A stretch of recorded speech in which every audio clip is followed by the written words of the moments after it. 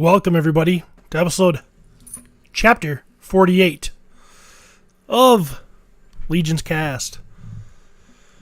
We're here, we're back. It's 5 o'clock on a Thursday here in the U.S. It's much later where Emily is, but we're ready to rock. Still Thursday. Still Thursday. Did I say Friday? No. Okay, good. Sorry for interrupting. No. I love when you interrupt, Emil. You can interrupt me anytime. I'm gonna do that a lot more than cheers with a cough. Cheers. Yeah. Sorry, I prepared something for you today, Steven. You did. I prepared this. Ooh. So if you go you know, yeah, there you go. So if you feel like talking bad about something, then you can just You can do that to me. That's fine. It may happen. It may not. I'm in a pretty good mood actually today. So, do you have a halo? For those that still listen on the podcast, and we'll need devil horns that pop up on around Steven at will. I prepared it in Photoshop to match his head at the lower part of the screen here, so that's prepared. You did pretty good. There. Yeah. So, I am Lord Stephen Bishotti. With me are my two esteemed guests, my two esteemed hosts. Legions Len is here. How you doing? In New Jersey, Len. I am doing great, Steve. Thanks. And Emil, what's going on in Scandinavia? I'm doing excellent. It's everyone's asleep, and well, here I am. There you are. Did you hear? Did you happen to catch Jeremy Gerard's Mythic Conversations last night at all, Emil? Yes, I did. Did you hear them talking about trading me for you? I did. It was actually, I wrote down the quote. It was like, "Can we trade Emil for Steven?" And then I added, "Ha ha ha ha ha ha ha ha ha. I love you." And I was gonna send this to Travis, and I have not sent it, but it's for you now. I mean, sorry. Wait, let's do that again. Yes, I did watch Mythic Conversations yesterday, and this made me very upset. Because how can they talk to you? I mean, about you like this, and it made me, there are no English words that can describe the pain I feel. So I'm very sorry for this. Thank you for bringing it up, and I just want to ask you one thing: how are you holding up? I'm doing good. I got a call from the government. They said that they will not give me up. So. It's a no-go, no trade. I guess that they need me. The United States needs me. For what? They didn't tell me. They just said, we got to have you. So, as much as I'd like to, visit Sweden. Steven, I think on that show you were also outed as not being the true leader of the Furies 4. I believe that was spoken also. That is blasphemy. For one, Jeremy wrote those bios, and he can't change them now. Travis would not make a good leader. There's a couple things I noted last night when Travis Bowles was a guest on that show. Travis Bowles didn't even know if he had been on the show before. And he also didn't know the difference between 6 and 11. Just two things I happened to notice. So, I happen to know that I've been on that show 5 times. I was the first guest. And I know that there is a huge difference between 6 and 11. So I think that qualifies me as the leader of the Furious 4.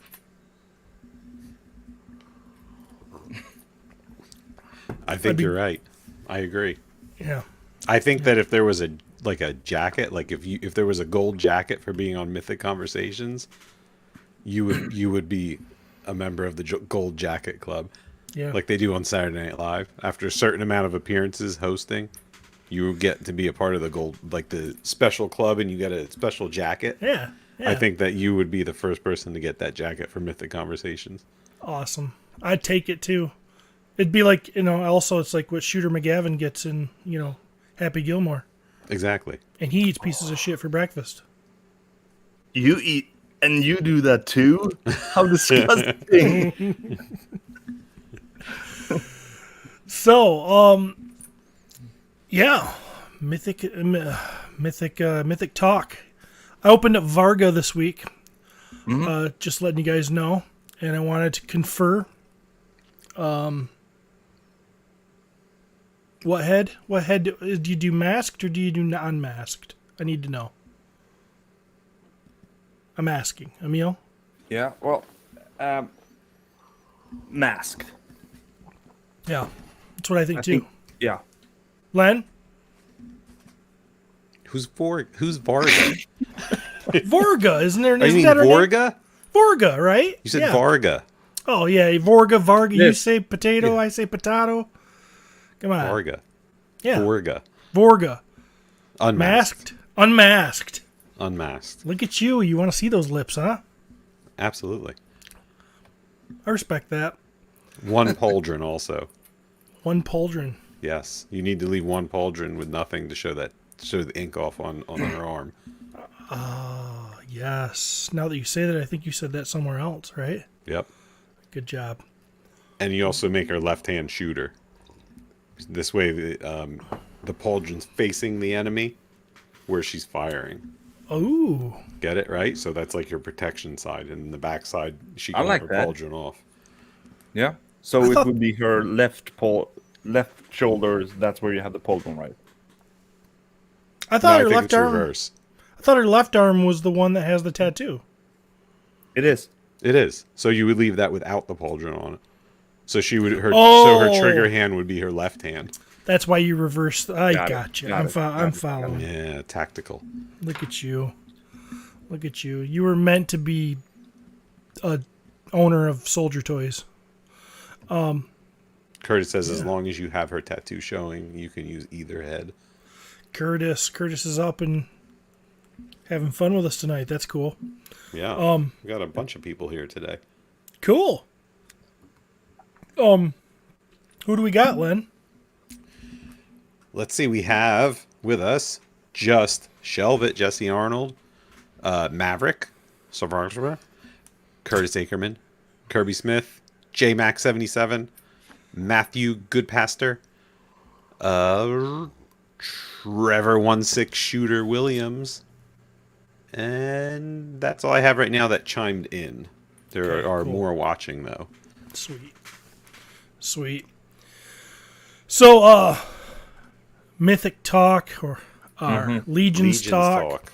Why don't you tell us, Len, about RetroCon, since that was your big thing you did this last weekend, attending RetroCon and being a street team for Legions.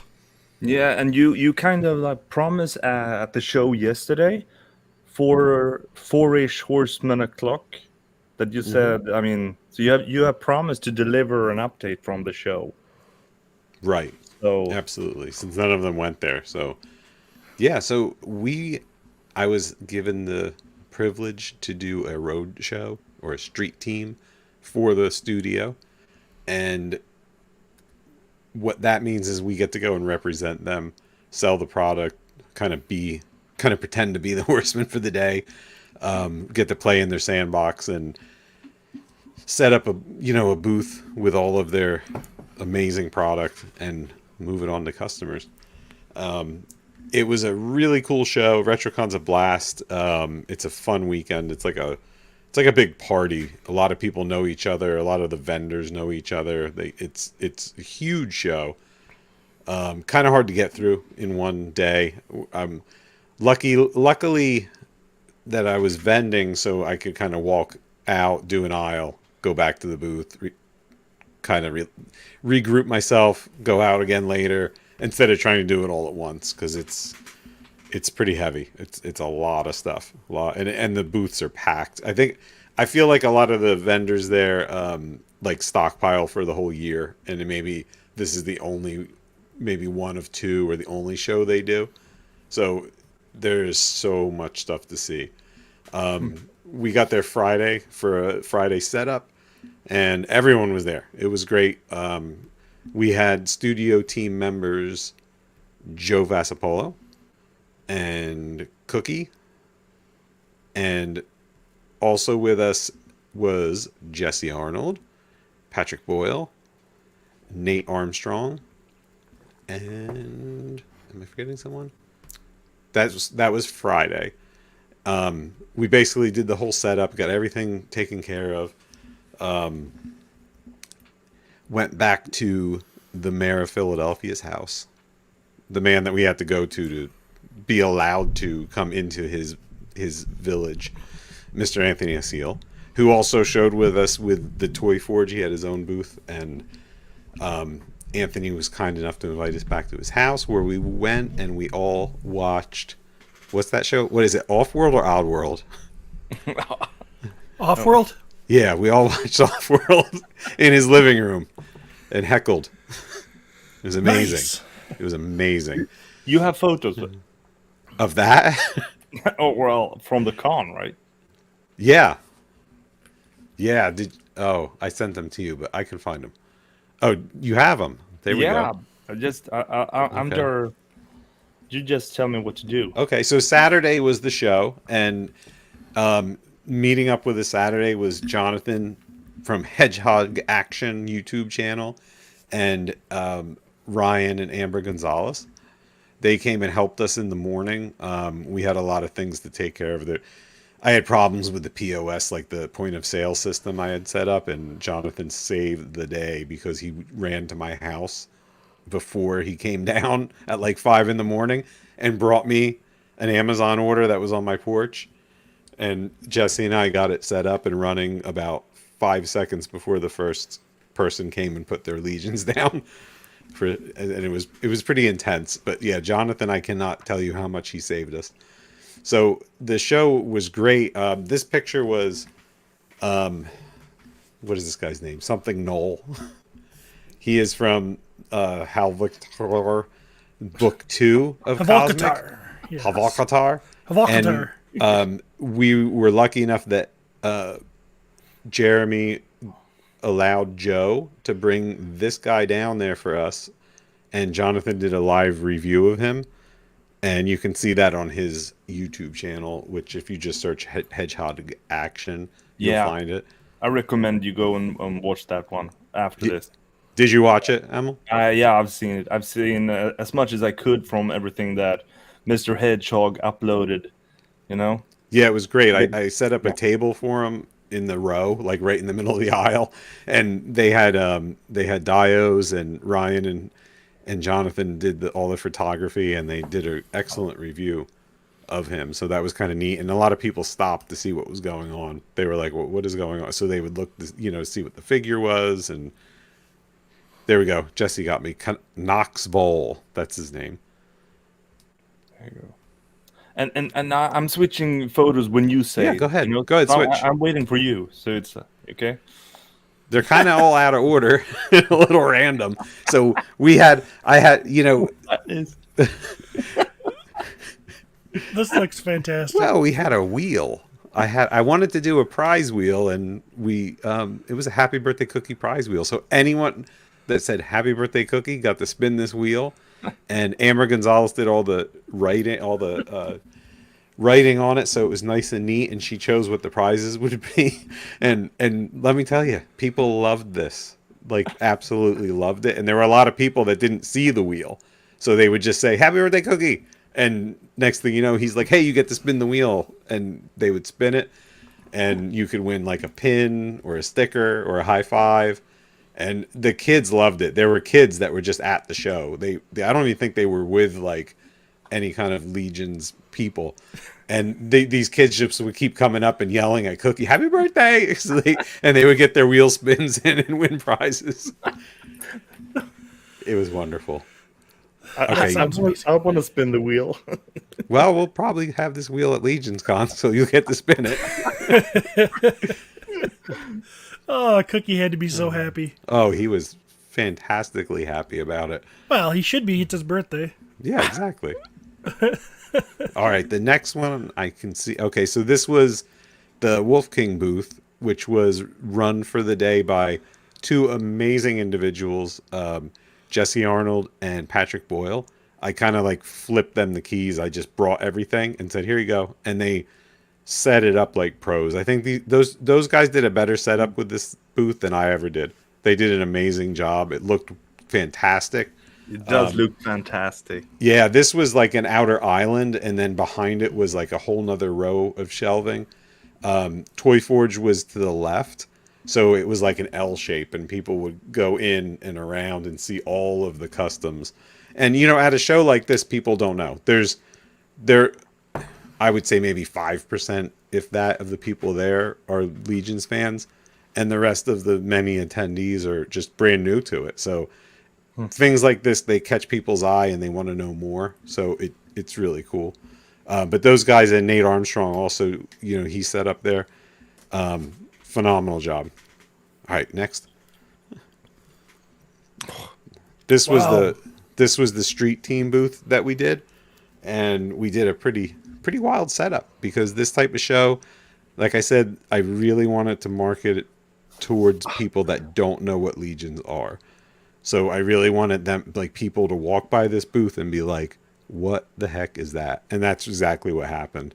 A lot of the figures we sold were to people that it was their first time buying, and they Wow. had no idea what they were, and they just loved them. We had all the figures set up on the different shelves. We part of the day was like me handing them to people and saying, "Here you go, play." You know, like get to feel what this thing's like, and man, sure enough, they would buy them and they loved them. And I think we brought in some more lifers like us. So Nice. it was very successful on those terms. We had a spinning troll on the top that was on a spinner, and he was spinning around the whole time, and lighting, and it was fabulous. That, you know, the guys helped me set this up, and I think we were really happy with the way it looked. It looks epic, you know. We were even throwing some curves because it was supposed to be against the wall, the booth. That's what I was told. So to be not against the wall was like, you know, that threw me for a loop. But it still turned out good. We figured out how to get power to everything, and we were super happy with it. So Okay, is next. this Oh, go ahead. is this the same spot that we were in the year before? Well, It the looks best like I could it to tell you, me. Steve, is that yes and no. So yes, it was, but the celebrity row was not there. So the rest of the row was all toy vendors, but Oh. there was no one on the wall. So there must have been some reason with this particular hall that they couldn't have vendors on the wall themselves because there was no vendors on the walls. So we were looking at a blank wall, but it actually worked pretty well because I kind of took over that area too. Like I set up like the photo booth and Jonathan's review thing and banners across from us. So it really made us look like this whole like Legionnaires alley. Like when you turn the corner, we had the whole thing. And the 501st was right next to us, which is cosplayers, a Star Wars cosplay, and they were incredible. Like they were amazing. Like there was a Chewbacca that was right out of the movies, like movie quality costuming. It was incredible. You know that has been a dream of mine to join the Nordic garrison of 501st here in Sweden. Oh, really? Yeah. For a long time, I was looking at different costumes. Like, I really need one of those costumes. I need one. I need a stormtrooper. You know. Yeah, But- they had a giant Jabba's throne that you could Yeah. get your picture taken on. Ooh. And what else? They had other things like prop type things, but the quality of the costuming was absolute. There was a Jango Fett that the guy was like straight out of the movie. He even had like a speaker hidden on him, so when he talked, it like sounded like it, and it was incredible. But the Chewbacca was like he dwarfed Greg. There's a picture floating around somewhere of Greg and Chewbacca, and he's like a foot taller than Greg. Wow, that's amazing. Yeah, and I mean, it was Steve. You would have been impressed with this. Do you think he was on stilts somehow? Oh, he had to have been. Yeah, he had to have had something built into the bottom of them. Gotcha. Yeah, it was awesome. So if you want to go to the next one, not sure what that is. Oh, there's some of the crew: Jesse, Patrick, and Joe. Handsome fellas. There's some friends. Yeah, people we know, and man, everyone helps so much. Okay. So this was, well, I don't know what this picture was sideways. These are some stickers that we were giving away with purchases. So if people bought something, they could pick some free stickers up. Okay, next. These were some cool customs that Matt Rhodes, who is local to the area, brought and showed off in the booth. And it was the first time they were ever shown. And I like this. yeah, they were really cool. Yeah. He did an awesome job. I was blown away by this one, by the Fuzz Monk. He used like a Malfator limbs for the black parts with an engineer. All right, if you want to go to the next one. That's really cool.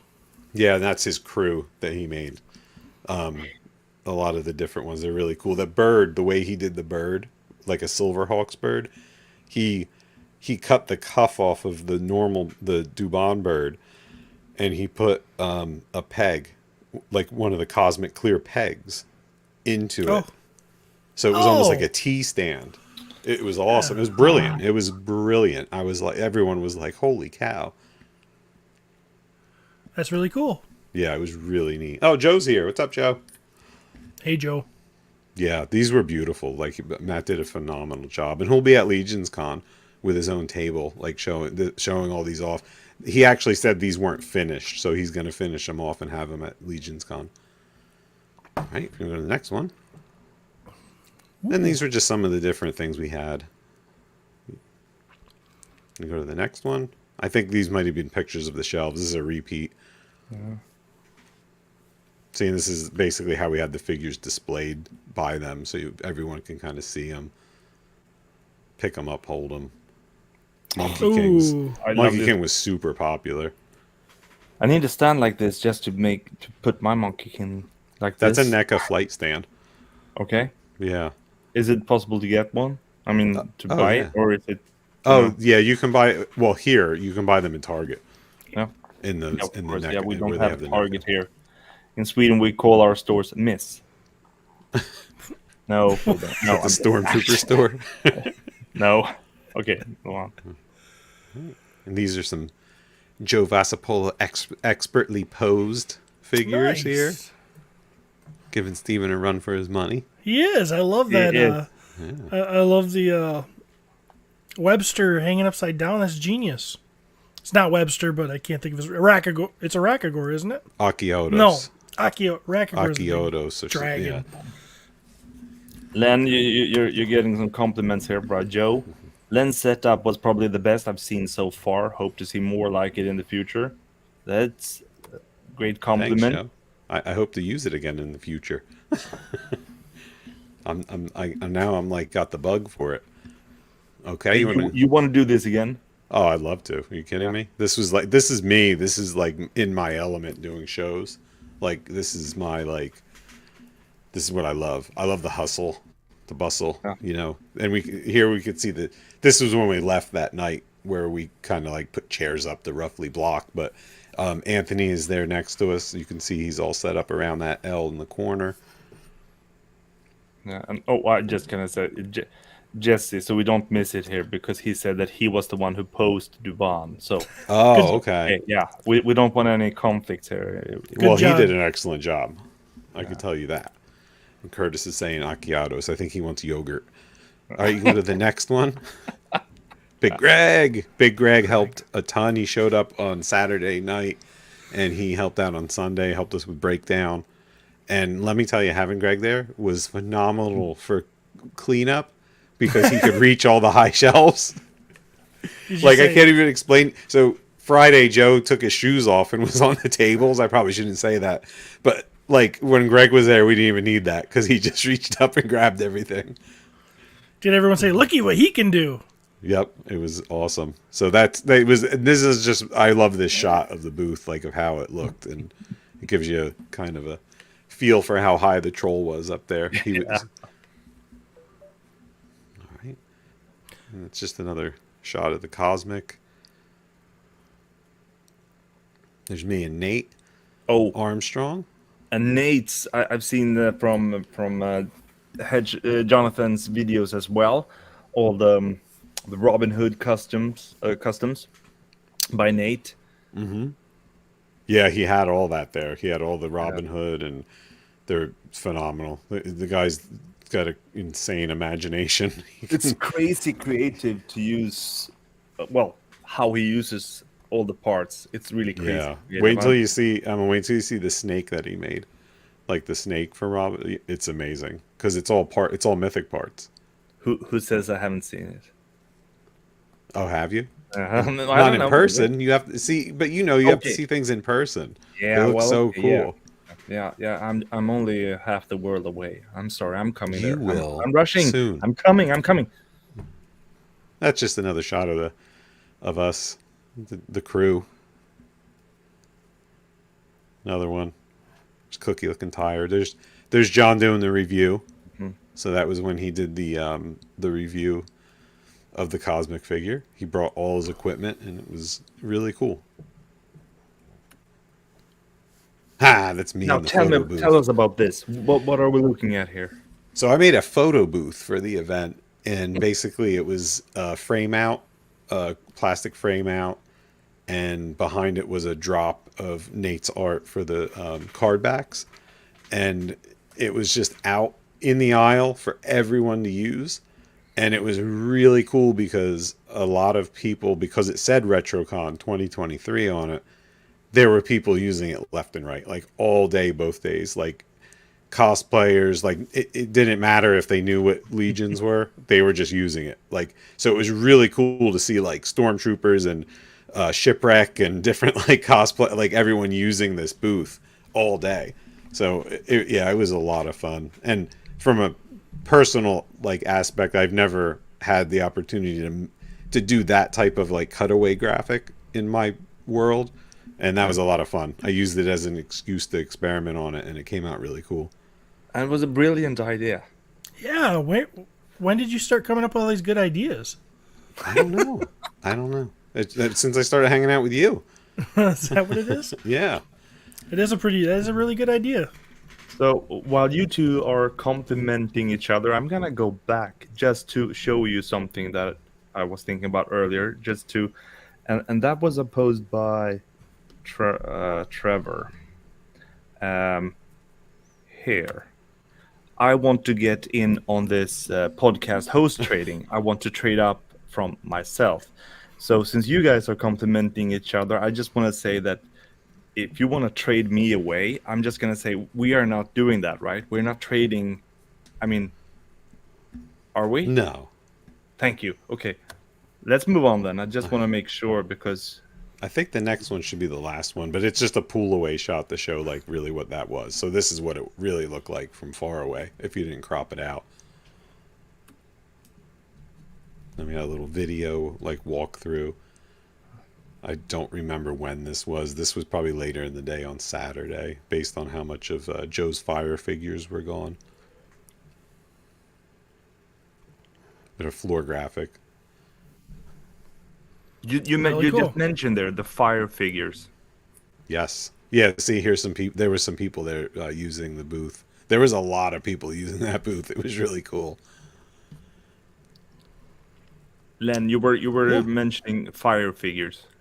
Just fire figures. Yeah, like they do for all shows, the Horsemen like to bring out some older figures, like figures that aren't normally easily available, and they come out in limited quantities. So for shows like this and any shows really, they offer that they only put out like so many in one day, and then you're limited to how many you can get. So like if you come up to the booth first thing in the morning, the way we did it, you were allowed to pick So there was 12 figures in the category of Joe's Fire, and you were allowed to pick 2 figures, but not 2 of the same figure. So there was a little bit of like, people had to think about it. You had to really like choose wisely, right? Because you're faced with these 12 figures and, well, I need this, but this one's worth more. And it was very interesting to see how people did things. And then we did the same set of figures the next day. So if you showed up for Sunday, you had your shot at getting those figures too. And it worked out really well. No one complained. Everyone was really happy. It just helped everyone get something. And it was, like I said, it was really interesting. We had Brother Mandibulus. Ooh. We had Fury That's Orcs. a good one. Yeah. We I had was actually Phelan looking at him Frostbows. today. I mean, he is still such a fantastic figure. With all the new figures coming out, he has something magical about him. I love Brother Mandibulus. Among the top figures. It was interesting to see how long it took for the first one to go, because I was ringing, so we had to do a 2-person system. Oh, here's Joe is saying fire means rare in the general aftermarket and low stock in our remaining inventory. Some of the characters are getting to be the last chance. So Joe's like the master of the inventory, right, at the warehouse. He knows what's there. And that's why we call it Joe's Fire, because he knows like what is getting short. So he'll make sure to distribute that properly at these shows. And yeah, it was really funny to see people make their choices, because I was doing the register, and either Jesse or Cookie were like telling me what each figure was and bagging for people. And it took I was surprised. There was a couple, like the first couple people didn't get a Brother Mandibulus. Some did. It was neat to see people not going for only value.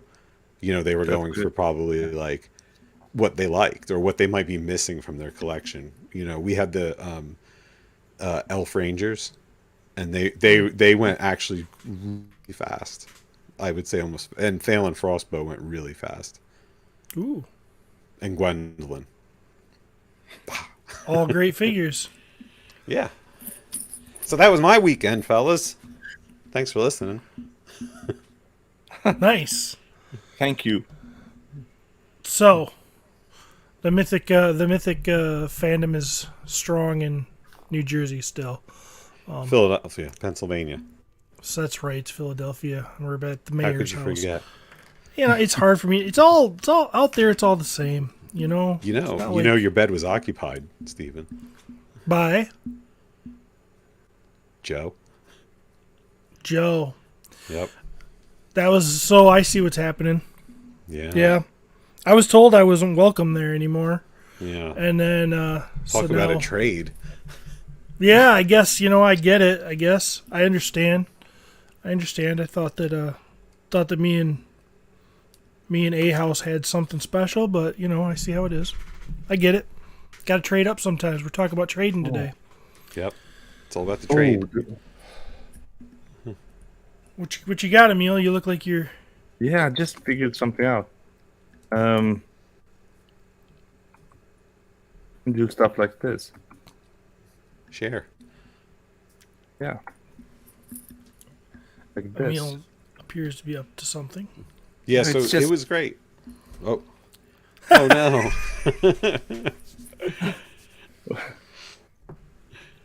For the audio listeners, how Seal and Bishad are breaking up, we can have these moving, rolling Yeah, well, ticker. It's like serious news.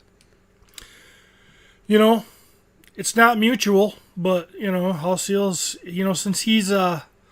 since he's gotten to be such a big deal into the community that I brought him into, he's really his head's gotten a lot bigger, and he really sometimes you just gotta he started out as a big fish or a little fish in a big pond, and now he's a big fish in a little pond. So Big fish in a little pond. I don't know what I just said, but it There's said always a some bigger things. fish. I was just seeing this big fish. I can't even get any water on me. Uh, Okay, sorry. So he was I a mean, great host, though. I mean, we had tomato pie. We had Yeah, donuts. sounds- We had pretzels, Philly soft pretzels.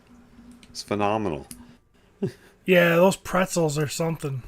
Yeah, well, those pretzels were gone lightning fast Yeah. when they got dropped off at the show by Anthony's lovely wife.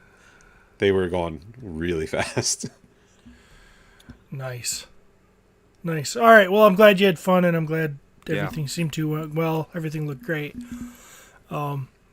So now that we've got RetroCon 2023 wrapped up, I think it's time to go to EmilCon, and let's then talk about Poxus as we promised. That's right. Let's do that. Faction focus, Poxus. So I think it's almost a month since we did the last faction focus, or 6 weeks, or 5 weeks. I don't know. It's a long time. So faction focus, and now we do the story super fast this time, because I want everyone to know the origin story. Two great beings, Helios and Selene, created mythos.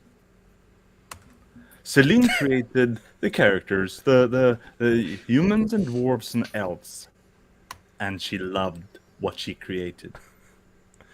Helios, who loved Selene, got furious that Selene now loved her creations more than she loved him. So he decided to create his own beings, like, not as cute, but orcs and stuff like that. He even got so furious, so he created it. Or actually, we will get more details. 4 great beings were created: Ilithia, Necronominus, Arethyr, and Poxus.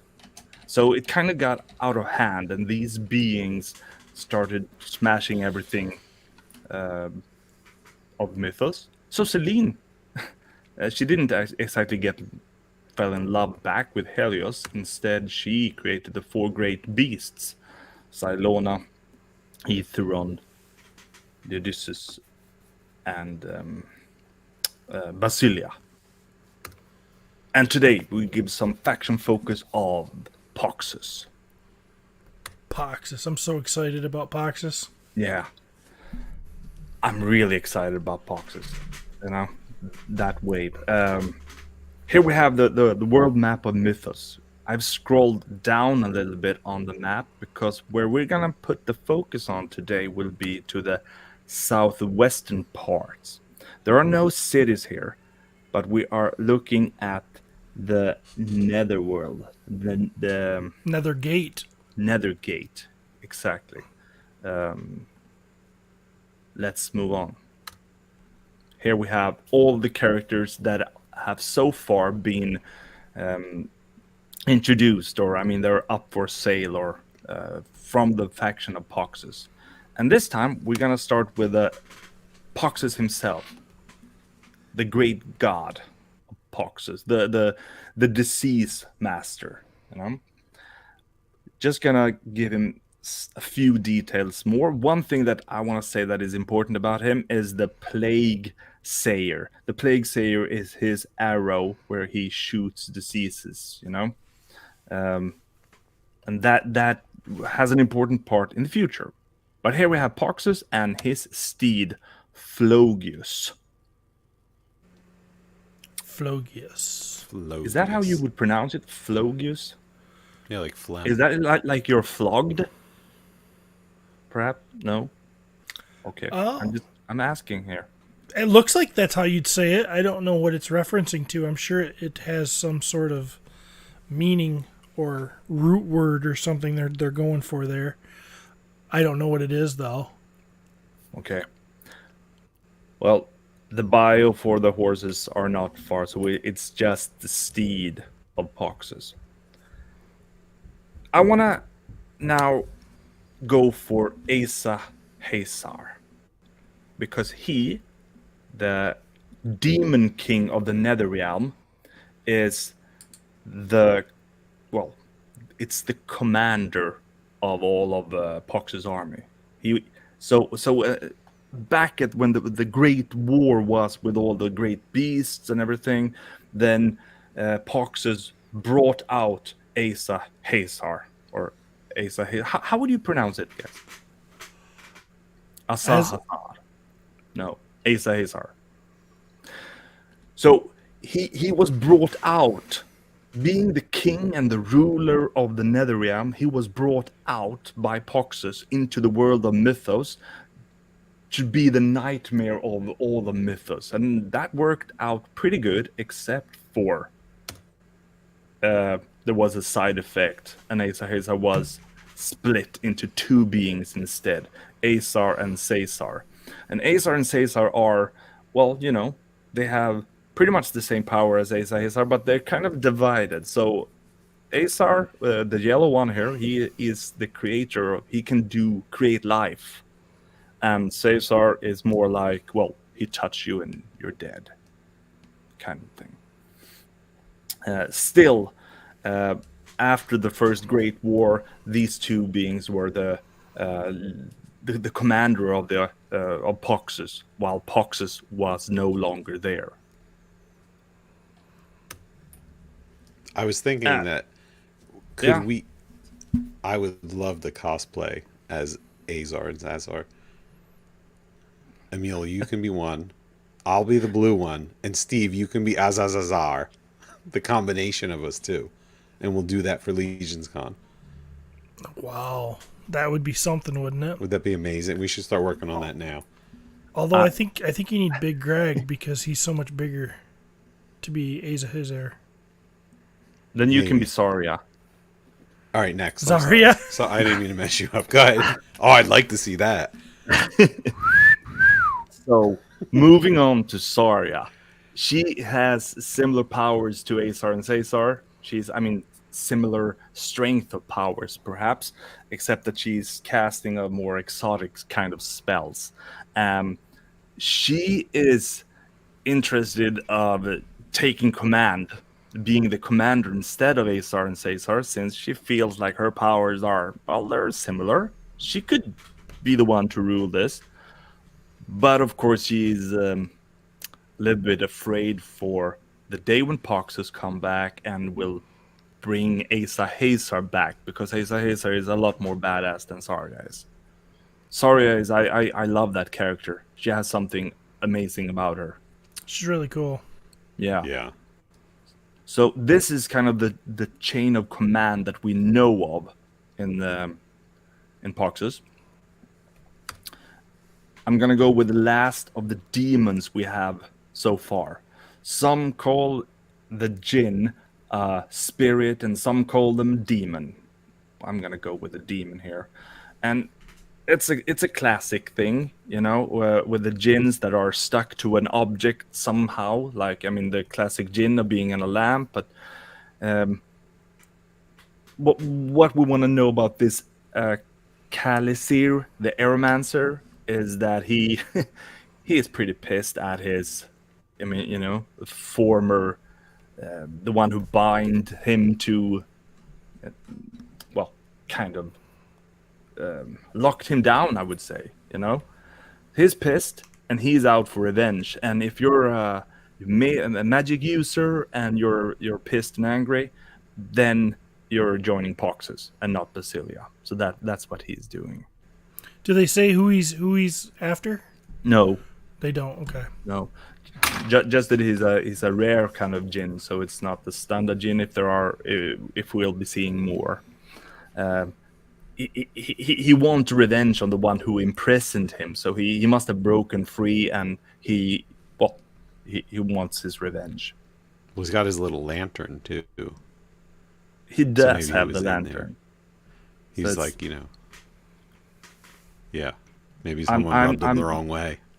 What I'm looking forward to the most with this is that we're actually Okay, I heard that. I heard it too late when I was gonna. That we're getting brute scale characters. Brute scale is gonna be so cool. Brute Yep. scale. Awesome. So these are the 4 demons, or 5 demons, I guess, depending on how you look at it. We're moving on to the Shadow Elves, and we have Malaki Cinderhorn. Interesting with the, I mean, Malaki Cinderhorn is one of the older characters, and my guess is that the world of Mythos wasn't as fleshed out as it is now. So when looking back at the older bios, we simply know that the Shadow Elves are, kind of like they're not the wonderful elves, and they're not the most corrupted vampires. There's something in, they're somewhere in between. And we know that Malaki Cinderhorn is the king, and we know that he belongs to the faction of Poxus, and we know that he, while being a warrior, he is more into, using his charm. But we don't know. I mean, he is a king, but we don't know where he ranks. I mean, Aesir is a king, and Malaki Cinderhorn is the king. Maybe he should be put up closer in command on this line. I don't know, because there is maybe this wonderful book that we'll be getting might have more about this.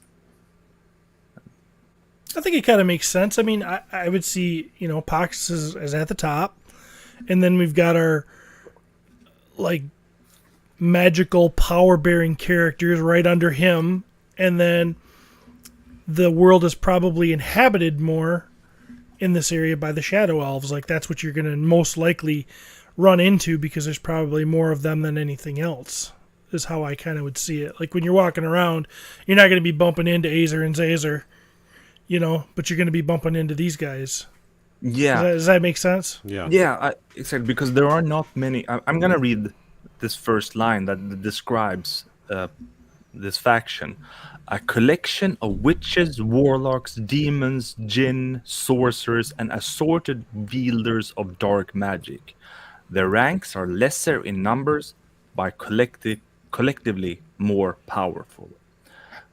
So we won't be seeing the armies here.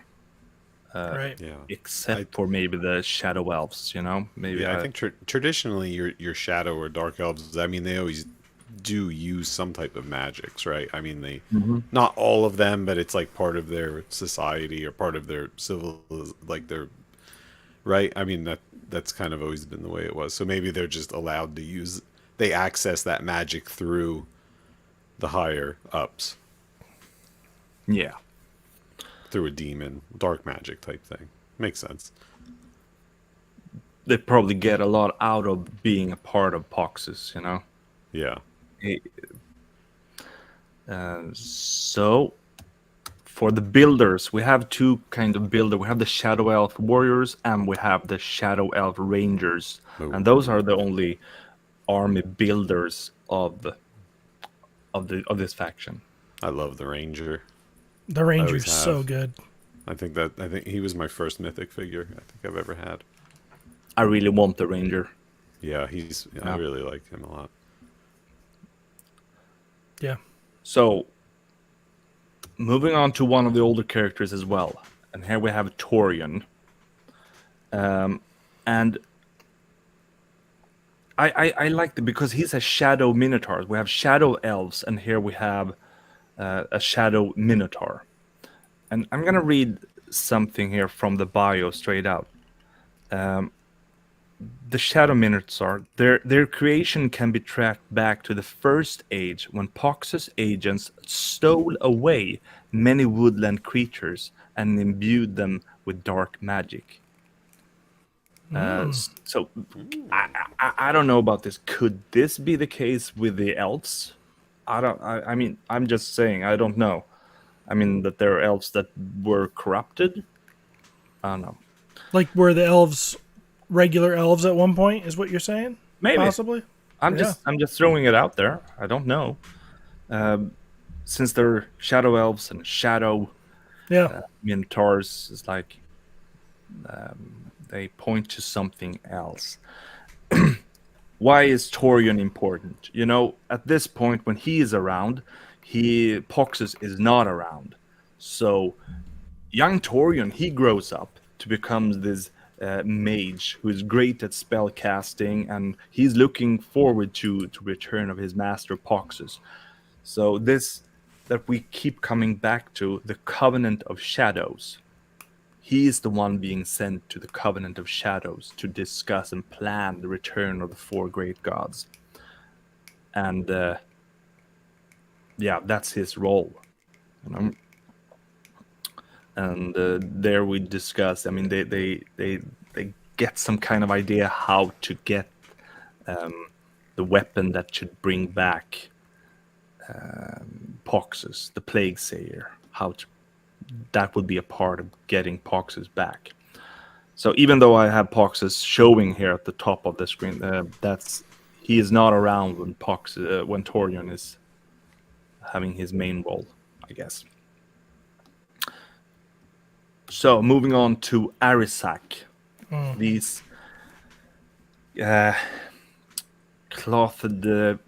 these robed wizards and mages that we're looking forward to get with the Poxus wave now. I can say something about Arisak because when we're talking about mages, we have this conflict: Basilia, and we have Poxus. And you can say that Arisak is one of those guys who didn't feel like the magic and the stuff that he was learning from Basilia was enough. So he was like, I need more power. Maybe this is kind of like a Anakin Skywalker or something. Like, I want more. I want more. So he just leaves the Basilia and went to, to the Nethergate to embrace the chaos there. So that's him. I cannot wait to get my hands on some wizards. Yeah, you've been looking forward to them. I have. So have you been looking forward to this last character? Yes, I have. Wraith Haler. Well, yes. She is a summoner, and she has this an awesome race of being an human geist. She's the only human geist we have in the line so far, and this is one of my favorite figures that I'm looking forward to. Among Poxus, I think it's just Poxus himself and Thrace that I'm looking forward to. I mean, those two that I'm looking forward to the most. And what is a human geist? I'll read it. It's a corrupt, supernatural mingling of flesh and phantasm. That is a human geist. And she's a summoner. Of course, she's summoned creatures. And what makes her extra powerful with the summoning skill is that she is a human geist, which means that she is partly phantasm. So she has a special connection to that other world. So my understanding, it's part human, part ghost, kind of thing. That is how I see these characters. So part spirit, part human geist, like poltergeist. Yeah, so it's flesh and phantasm. Erzak came out nice. I can't wait to get my hands on them. All of these, I think, if you were to ask me of this group of baddies, which figure I'm most excited to get my hands on, I don't know if I could pick one, but Curtis is saying you skipped Melina. I did not skip Melina. Oh! Wait till the end. I did. I'm not bringing Melina out here because Melina is one of the tribute figures. Ooh. And the tribute figures, I'm not including any of the other tribute figures here. It doesn't matter how much we love them and if they have a bio coming in there. But from my understanding is that they're not to be counted into the overall lore. So that's why I'm not bringing them into the faction focus. But they're very cool. So, and here I'll just add back a Sahazar to the bunch. And here they are. Poxus. The baddies of there Poxus. We go. Amazing. Can't wait. What do we know, Steven, about when that's going to get to us? It's been a while, right? When was that unveiled? LegionsCon 2? 3, That was 3. right? It was the I first believe. one. No, It was in the smaller hall. it was 2. Well, there was the virtual, right? Didn't it was 1 and then virtual Oh, and then I 3 forget was about the virtual. non-virtual. No, this was not virtual. No, I No, it know. I'm wasn't. saying that it was. Yeah. This was the third one actually. Yeah. Yeah, that makes sense. Because this is the first one. This is the first time you were here, right, Emil? Was when they showed these. Mm-hmm. Yeah. So that would have been the second one. Melena sucks. That'd have been the second in Second person. in person. Yes. Event. So I'm just gonna Someone's say, upset.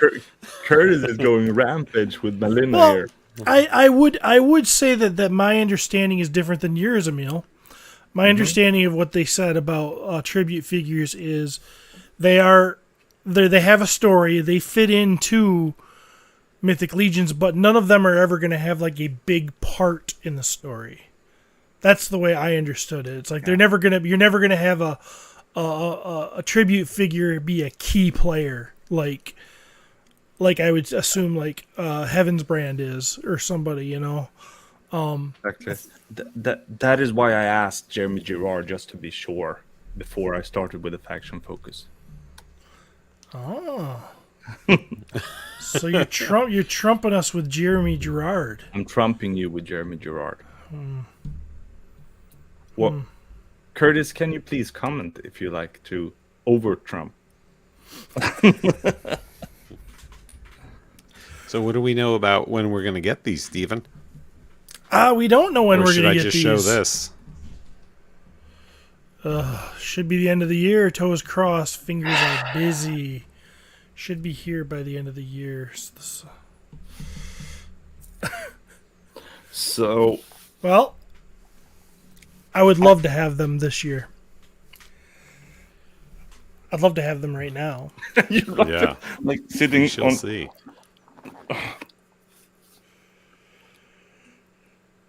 We're getting a lot of no's. A lot of no's for what's her name again? Well, I don't Melina. understand though. Melina. That seems crazy though, because they are part of factions. They got faction logos on there, don't they? Why Yeah, have you they not do. reacted to any of the other characters?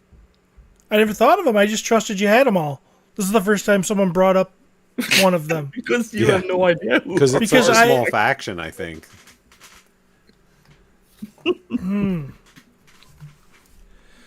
I'm going to Source Horseman. No, they are she's there. Don't do that She's because it's there. There's no problem. She is there. Yeah. She's there as part of Poxus. Yes. Yes, she Then is. she's part of Emil Poxus. just decided to skip her. all I mean, That's the debate. Keltus is there as well. Pix- Anamon Did is you there have as well. Pixis? Did we do Sons of the Red Star?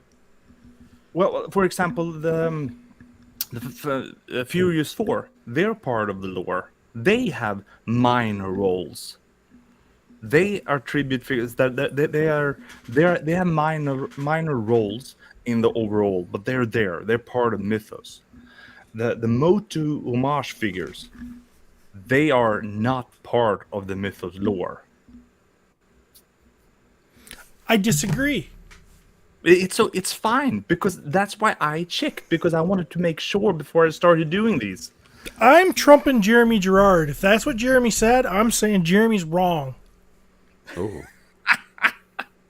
That's not how this was set up from the beginning. I remember, I don't know if it was Cornboy, they said, or who said it, said, hey, these figures, you know, they have faction logos on the box. How can they not be part of it? Yes, I know. I agree with all that you're saying. I'm just saying I'm not, I'm just saying I'm taking this to the top. that's why I did. Oh, you're taking this. I'm not taking this Johnny come lately, you know, LBC come 20 years after Four Horsemen starts and all of a sudden start making rules.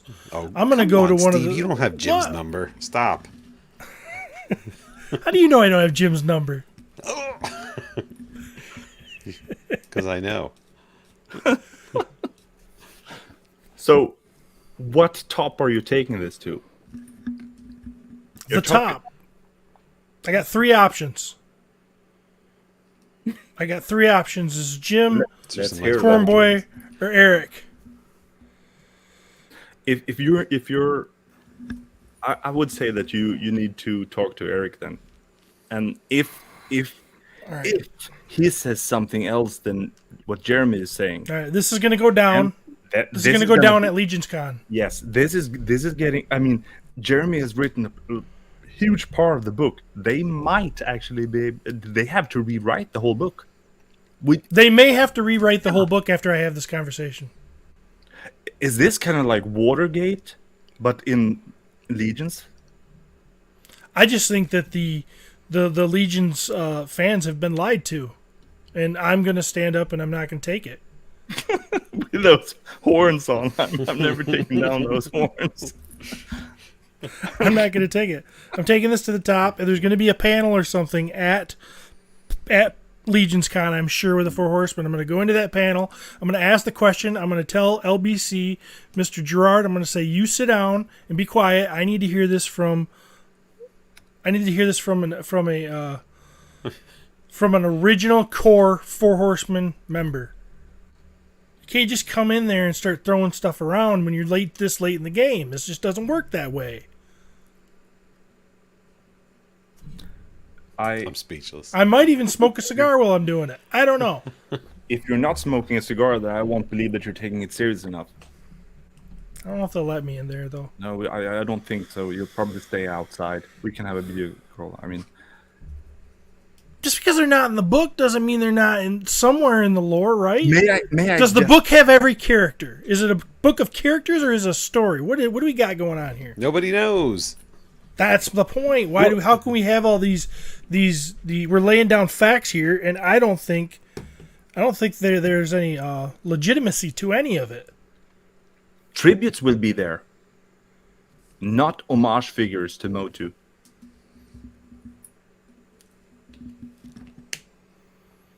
They are in faction, but they will not hold any solid place in the main story. That's what I said. They don't have a big part in the story, but they're there. Joe, this is Joe just backed me up. It's Joe. You actually went on to. Oh no! Joe just backed me up. That is the first step towards truth. Are you sure about this, Joe? Because they well, okay. They are. I like Trevor's saying. They have no part in the storyline. They are. Well, they have. Furious Force. You are not the main characters. No, they probably won't have any part in the storyline. You're part of it all. That's a big thing. The characters are part of the world, but they are not big. But this isn't about me. This has nothing to do. Motu characters, they don't have a part in the story at all. Well, they have a bio that says what they do in the story. They That's may not be a big enough part. It's like if you're a background character in a movie. You might not get any lines, but you're still there. You exist. They don't exist in the storyline. They don't exist in the world of mythos. Adamon is not part. Disagree. Let's say this. Let's look at it for what it is. They need to be isolated into their own little canon that won't affect the rest of the story, because, you know, it's like your figure, Lord Bishotti, right? The Lord. Whoa, we got the map. Just gonna. He's not in the story, right? Like he is he also included in this conversation? Well, I don't know if this has nothing to do with. Of course, Lord Bishotti exists in mythos. Right. I doubt Lord Bishotti or any of the Furious Four is going to get even a mention in an overall storyline. But we still exist. Right? Right. Yeah. But I'm saying, I think that they're not going to be in the book, or they need to be like an isolated character, because let's face it, like if Steve goes to McDonald's one day and he gets his coffee and they give him non-caffeinated coffee, and he goes back and he tears the McDonald's apart, and it's all over the 6 o'clock news, then that he can easily be removed from the website as a character, and it won't affect the rest of the story. Right? But he still existed in Mythos. Yeah, but you could be Adamon easily does not. scrubbed, and it won't affect the Adaman- rest of the story. Adamon exists in Mythos. I believe. See it like this.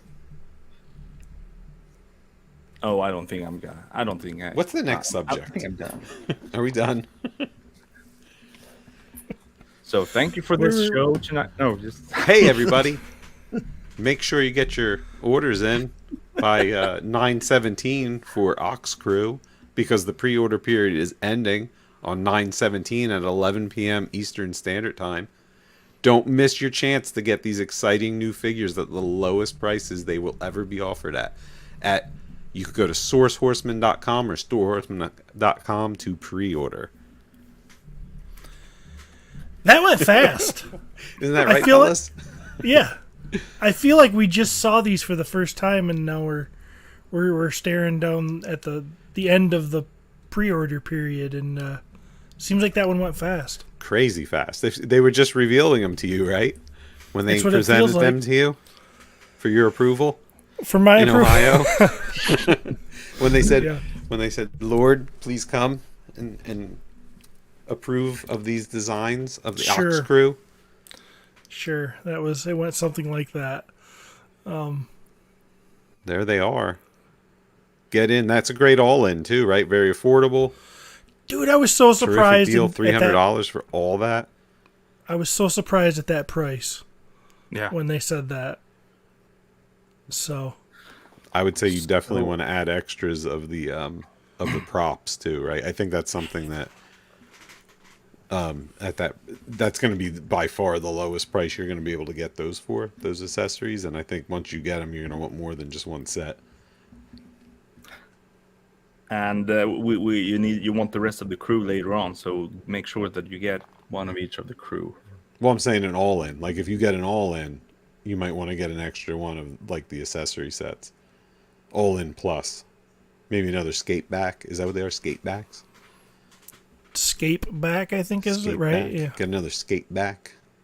Yeah, you got to have a couple of those, I think. In my opinion, I got to have a couple of those.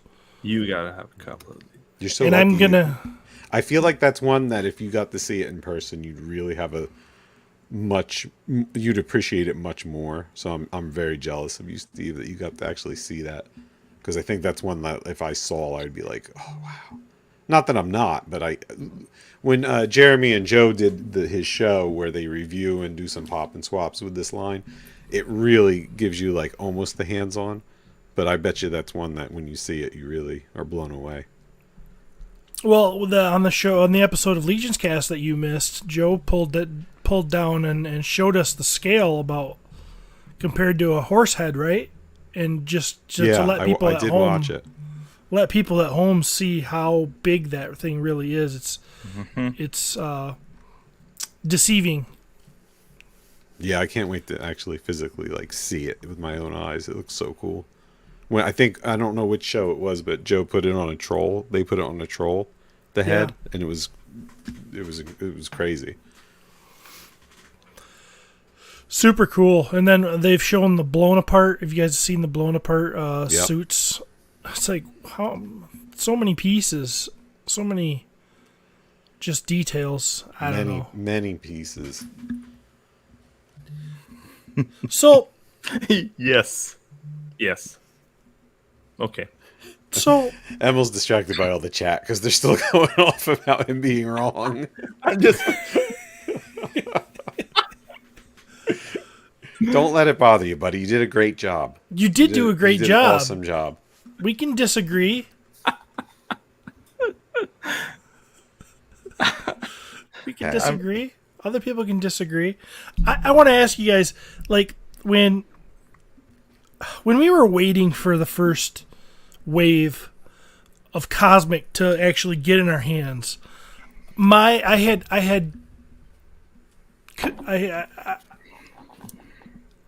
I I predicted how I was going to feel when I had both Cosmic and Legions in hand, and where was my allegiance going to lie? You know, was I going to be as excited about Cosmic as I've been about Mythic all this time? And I always thought that, okay, I'm going to like Cosmic. I'm going to like it. Mm-hmm. But it'll never be Mythic to me. That's how I felt about myself. That's how I predicted it was going to be when these things hit. Now that I've got the first wave in hand, and I'm seeing we've seen the Volcatar Book 2. We know that's coming. We know what those figures look like. And now Ox Crew. I'm starting to think that this might be more of an equal relationship. How do you guys feel? I really didn't, like you said, I really didn't think so. I thought Mythics would be the main thing, and Cosmics would be like Your side chick. The side yeah. chick. Yeah, my side chick, and I don't, I don't do that. Right. But I was gonna do it now. I love I don't do how- that. I love how we are talking about complete toy stuff, but Emil throws these like moral things in on it, and he takes it. It's like, this doesn't mean you're cheating on your wife just because you have a side chick of your toy. Well, now I have two wives. If we're talking toys, we're talking Mythics and Cosmic, so two wives. Two wives. Yeah, because I really I've fallen for Cosmic, really. So what I could have said if I would have given you a short answer, I feel just like you feel, Steven. Len, two wives or side chick? I am packing up all of my mythics and taking them to LegionsCon to sell. No, you're not. I don't believe that. I am. You can't sell your wife. Mark my words. It's going to happen. I'm selling it. I don't believe you for Cosmic a second. is my main squeeze now. Number one. So you're getting a divorce and you're getting remarried. This No, I'll turned probably very just date for the second time around. I'll leave them in package. I won't open them.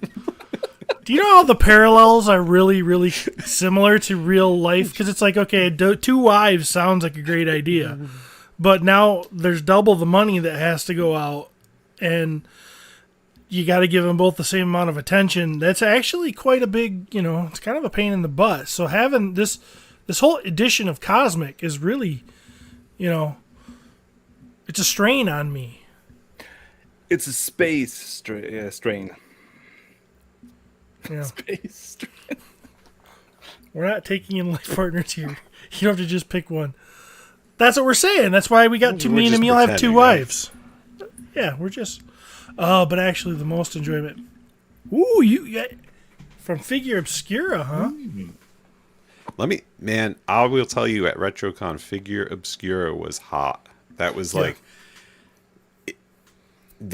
people that, it really brought people into the booth to see what was going on, because and even like Father Christmas and, what do we have? Father Christmas and Monkey King. Man, people were drawn to it. They really were like, wow, what is that? And people bought them like crazy. Figure Obscura was awesome. Yeah, Sun Wukong is one of my favorite Four Horsemen figures. Oh, But I'm I just gonna agree. say, if we're gonna keep adding this as a podcast, you really need to read the comments and not just talk about the comments. I'm just saying, if we're uploading I this know. as a podcast, Are we doing that? I haven't the last couple because you haven't sent me. No one sent me the audio that I know of, unless I missed it. No one's looking for it. When we start getting posts of people looking for it, no, I will send them to you. We have to catch up. We were always a podcast. Joe's saying that that he wants me to show him my lot before I do Jeremy. I wouldn't show it to Jeremy because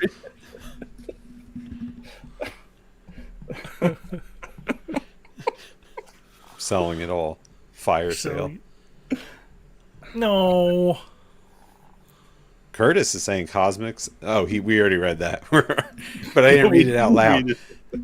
Cosmics have surpassed Mythic for me personally, but I actually get the most enjoyment from Figure Obscura, and that's why we started talking about Figure Obscura. Yeah. Exactly. So there we go. I read it. But Figure Obscura, that is like some of the figures I've seen. Figure Obscura is what kind of has the most extreme reactions. And let me explain what I mean. There comes a figure, and I mean, some goes super crazy, like they love it, they love it, they love it, and some goes like, I hate it, I hate it, I hate it. Like, don't hate it, just don't buy it, okay? And I feel that's more with Figure Obscura. Yeah, it's very polarizing. And when there comes a new mythic wave or a cosmic wave, it's like Figure Obscura. Maybe it's so much excitement about it, and there's like you really want to love it, and then you're like, no, or yes. I mean, Sun Wukong was. I mean, the Headless Horseman. So many people were super excited, and I didn't even know the story. You know, I and didn't was either. like, everyone knows the story, and I'm like, I don't know the story. Well, it's cool, but I don't. I mean, I remember you were super excited, Steven. Yes, very excited. Yeah, and when Sun Wukong was released, I was like, I don't know. I think I wrote to everyone that I could come up with were involved, like Trevor the photos and Nate this art, and you know, like to Jeremy, like tell Eric I love the sculpts, and I was like, you know, Yeah. and I don't like that people are posting their hate, of course, because that's just unnecessary. But that's where I see the most extreme comments. Yeah, it's very polarizing. I Yeah. think that it's because a lot of people want it to fit into a black or white category of being legions. Like people want it to be legions, and it's not, right? Like that's the thing. It's not legions. Yes, it's based on the same buck or system, but it's not legions. So like when we've been consuming legions for how many years now, and that's all the Horsemen have put out. But it would be like I don't know, Mattel, right? Like if they were making Motu for years, and then they kind of get into something different, but they're using the same buck. You can't really get upset with it because it's not like what your expectations are. Does that make sense? I don't know. That's what I think. That Well, people have a hard time making the difference. People also have pigeonholed, like, I think there's a lot of people there's a lot of fans that ingest a lot of content, whether it be this show, Gerard's show, The Layer. There's a million of them out there. Well, not a million. There's a few. And a lot of fans, they see these interviews and they're caught up, and not everybody does that. So I think there's a lot of like pigeonholing by some people that were, okay, we had the Headless Horseman, then we had Father Christmas. This is a holiday line. And they don't hear the interviews where the Horsemen saying this is not necessarily a holiday line. This is obscura. This is Figure Obscura. Now, it could be a holiday character. It could not be a holiday character. Then and so lo and behold, the Monkey King comes and everybody, people are in one mindset. That's not what they expected, and all of a sudden they don't like it, or they think they don't like it, Or then you got the other people that are like, well, I don't want to just collect holiday figures. That's lame to me. And then the Monkey King comes out and they're like, this is the best thing since sliced bread. I think people just gotta be open-minded and not have the expectations of what it's gonna be, whatever it's gonna be. And that's the fun part for me. With the Monkey King, I had no idea who that character was, but it sure was fun for me to read about it and find out. So this is one of the best things about my childhood that we're looking at now. Voltron? This is not Voltron. Oh. This is SF. The SF stands for science fiction. SF. This is Star Singer. This is Sun Wukong in space, the sci-fi version. written by Leiji Matsumoto in the late 70s and made into an anime at the absolute latest 78, 79. This is what I watched as a kid and grew up with. So you see the forehead protector of the one in the front. That's the one who is supposed to be the. His name is Kugu, so it's not Sun Wukong, but it's. This is what I feel when I saw Sun Wukong, and I'm like, this triggered me. And for everyone who's looking at this, it's like, it's not even. It doesn't even look the same. You know, that's nothing. But to me, everything with Monkey King triggers this in me. So I'm just saying, and well, yeah. I'm just talking. That's what we're here to do. Right. So you're saying you were familiar with the lore prior to that, so that Oh yeah. makes Well, it even more I read. fun. I had a website about it of this show with pretty big group of fans collecting this. I had the website was in Swedish, English, Italian, and I had all the episode numbers in different languages. I had one guy who had made a university project about the lore of Sun Wukong that I had published on the website, and it's like I was nerd. I was just gonna say that someone was nerding out big time on that. Yeah, for sure. For sure. See, like, okay, so Curtis says, "Oh, I think it might be time to break out my headless horseman for Halloween," and I think that's a lot of fun too because I do the same. I take out. It's neat to have the holiday figures because you can take them out and get away with putting them in the living room. Yeah. I love the holiday figures, and I also love what we've gotten. Well, just the one, Non-holiday. basically. Yeah. Non-holiday. And, you know, if it's a fun toy and it looks cool, I'm going to like it. So, it doesn't really matter. I'm down. Yeah. And I like that it fit, as much as I just said that it's not like part of Legion's line, it's fun that it fits into that line aesthetically in a way. Well, So it's not totally out of place, like on your shelf. And it definitely adds to the parts library because that little stump piece for the head, that's coming with one of the ghoul packs or something. Mm-hmm. You know? So, I mean, it's all good. It's all cool. Yeah, I love it. It was great seeing the reactions everyone had to it, especially Monkey King. It was funny because he didn't go very quick in the morning, and it was weird. I was like, why did we not sell? We didn't sell any by like noon, which, you know, if you know Legion's shows, like everything's gone by noon. And I was like, oh, that's weird. I'm like, did I just put my foot in my mouth, like begging them to send me some Monkey Kings? But then before 3, they were all gone. So it kind of shows you that the people that were coming and buying them weren't necessarily the Legion's hardcore fans. They were people that saw it and were like, oh, I heard about that online, or oh, I saw a toy review about that. Wow, it is really cool. I'm getting one. And that's what happened like all day. So that was really neat to see. Kind of making me want to go play with one. Yeah, Father Right now. Christmas the same way. I had Father Christmas set up on the shelf with all of his stuff. And sometimes you forget how much he comes with. He's got a lot of stuff. And people saw that and they're like, you know, they were like, oh, that's a beautiful figure of Father Christmas. And I'm like, yeah, look at all the stuff he has. This all comes with him in that box. And they were like, wow. And sure enough, they would buy them because they were like, this is beautiful. And the crazy thing is, too, about Father Christmas, I don't know when they're going to reuse some of those toys.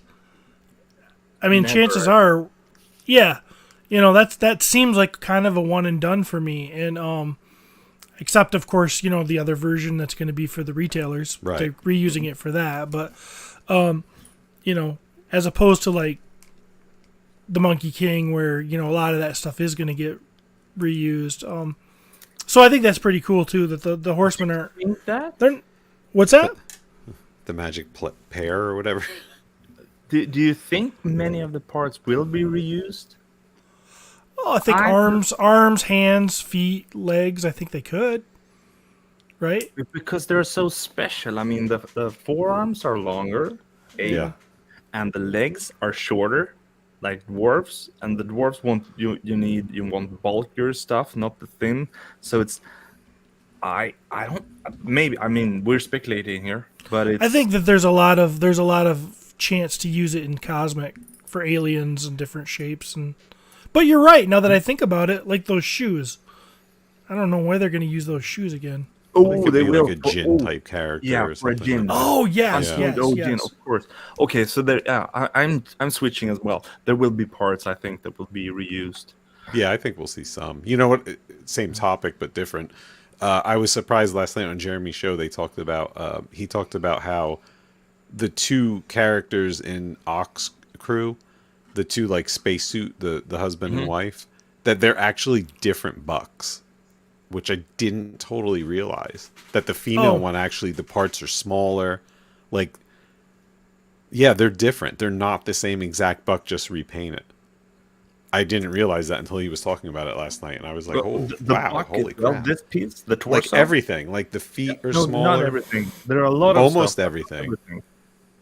They were talking last night about how a lot of the parts are not the same. Yeah, I know, but is the torso not the same as well? I don't know, Joe. If Joe's still here, he can let us know. But I was, I thought they were the exact same, just repaint. Like it was just a repaint of the same thing. I didn't realize thought they were that totally too, different. to be Yeah, no, honest. he was saying that they were different.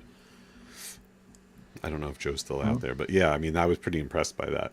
Not that I wasn't already impressed by them, but I was like, whoa, they did a lot of tooling for this wave. So impressed. Yeah.